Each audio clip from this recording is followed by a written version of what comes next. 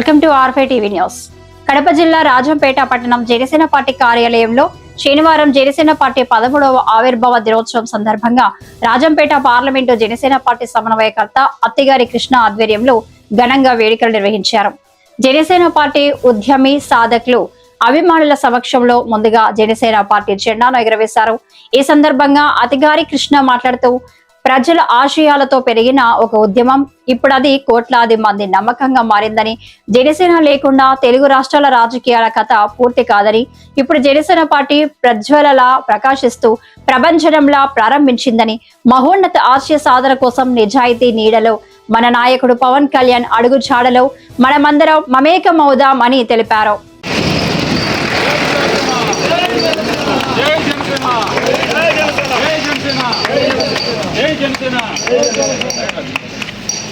ఈరోజు పార్టీ ఆవిర్భావ దినోత్సవం. జనసేన పార్టీ 12 సంవత్సరాలు ముగించుకొని 13వ సంవత్సరం అడుగుపెట్టిన రోజు. చాలా రోజులు మా పార్టీ దాదాపు 10 సంవత్సరాలు కష్టంగా పార్టీని నడపాల్సి వచ్చింది. ఎందుకంటే పవన్ కళ్యాణ్ అంటే వ్యక్తి ప్రజలకు తెలిసేదానికి దాదాపు 10 సంవత్సరాలు పట్టింది. 10 సంవత్సరాల తర్వాత పవన్ కళ్యాణ్ అంటే ఏంది అని ప్రజలకు తెలిసి ఆయనకు సరైన గౌరవం ఇచ్చినారు. ఆ గౌరవం కూడా ఇలాగ ఇయ్యలేదు. ఎందుకంటే ఇటువంటి వ్యక్తి ఉంటేనే సమాజం బాగుంటుంది, మన దేశం బాగుంటుంది.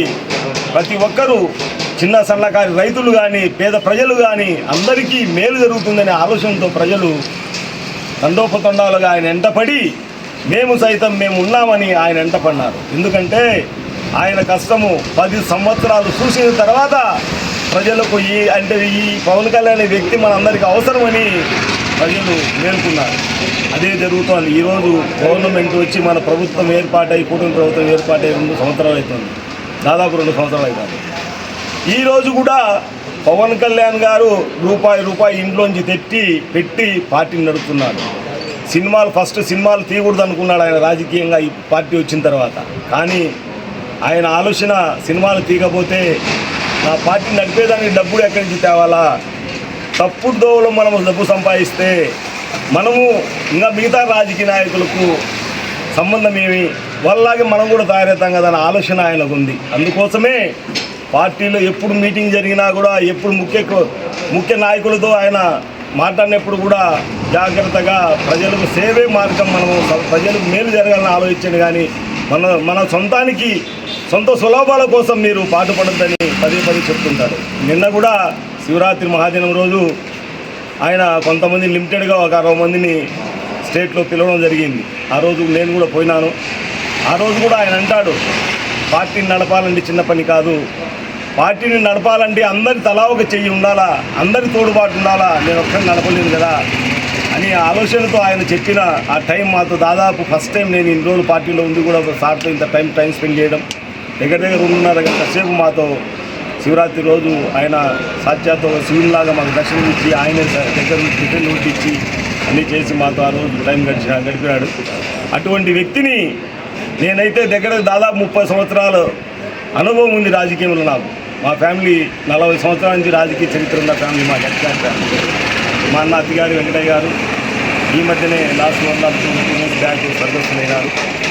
ఆయన అడుగుజాడల్లో వెనకలు నడిచేవాడిని నేను.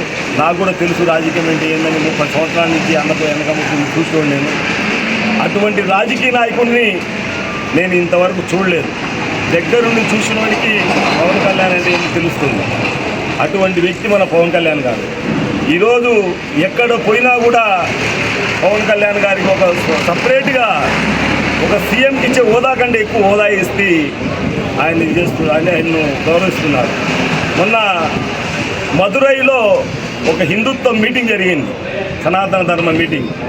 ఆ మీటింగ్కి వెళ్తే ఆ రోజు నిజంగా ప్రజారాజ్యం టైం పెట్టినప్పుడు చిరంజీవి స్టార్ట్ చేసినప్పుడు అప్పుడు చూసిన ఆ జనాన్ని. దాని తర్వాత మొన్న మదురైలో చూసిన, ఎక్కడ చూసినా కూడా జనాలు. ఒక సముద్రం చూస్తే అంటే మనకు నీళ్ళు కనపడతా అలాగే జనాలు కనపడుతున్నారు. ఎందుకంటే మేము జనసేన జెండా కట్టుకొని ఒక 18 వెహికల్స్ ఇక్కడి నుంచి మేము పోయినాం అక్కడికి. పోతే ఎక్కడ పోయినా టోల్ గేట్లను మా జెండా చూస్తాను ఆటోమేటిక్గా మామూలుగా వీధి వెహికల్స్ వచ్చే జెండా టోల్ గేట్లు గేట్లు ఎత్తేస్తాను. ఎక్కడ చూసినా పవన్ కళ్యాణ్ గారు వచ్చారా అని దండం పెడుతున్నారు. అంటే అటువంటి వ్యక్తి పవన్ కళ్యాణ్ గారు.